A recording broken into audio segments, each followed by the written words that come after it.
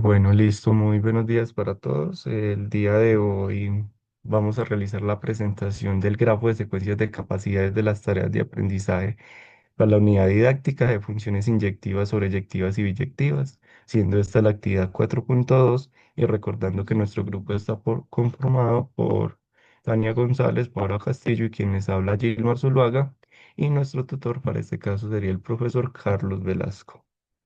Respecto al orden en que se van a presentar, primero se van a realizar una presentación de los objetivos de aprendizaje, luego las tareas de aprendizaje de la unidad didáctica, en este caso, tanto del objetivo uno como del objetivo 2, posteriormente las modificaciones que se realizaron y esa declaración también de uso de inteligencia artificial en este caso.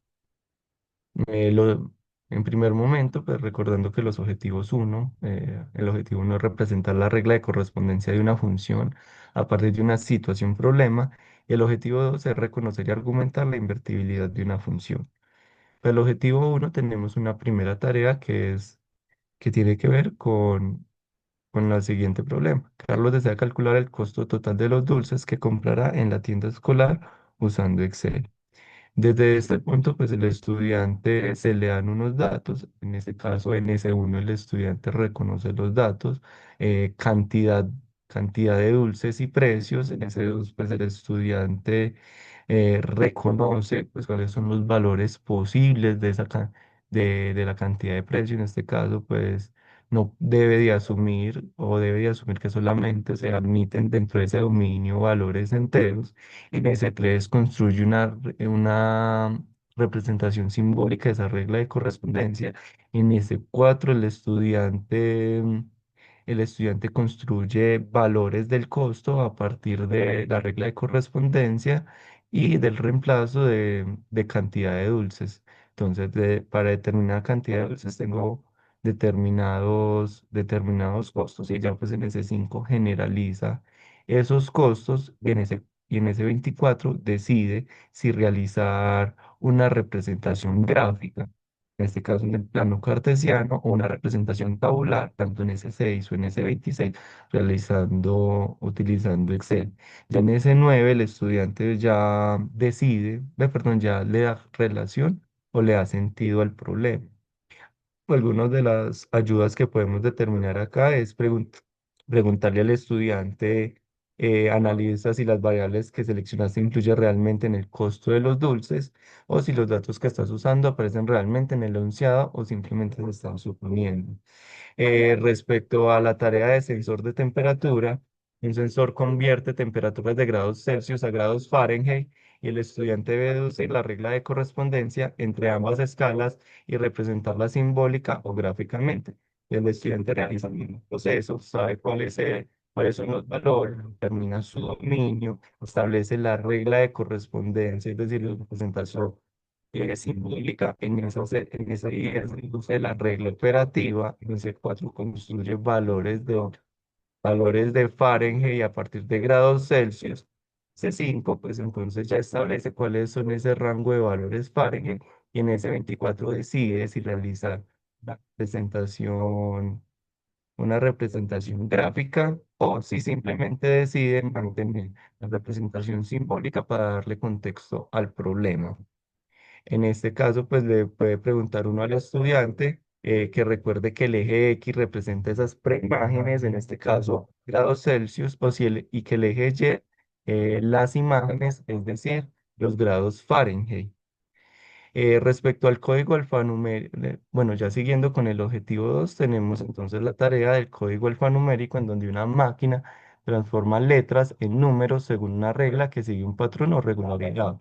En este caso, el estudiante debe analizar si esta relación constituye una función o si es invertible. En ese 14, porque el estudiante analiza la regla de correspondencia. En ese 25, el estudiante decide si realiza una evaluación para par, realizar la construcción de pares ordenados. Cuando el estudiante establece una relación par a par, simplemente a cada letra del número, a cada letra le asigna su número sin realizar una operación como tal, sino siguiendo un patrón o regularidad. Acá el estudiante establece el patrón o regularidad desde una representación simbólica que él deba de construir y ya luego construye pares ordenados desde la evaluación del, del- de la posición del número con respecto a la letra que le corresponde. En ese 16 el estudiante analiza la inyectividad y sobreyectividad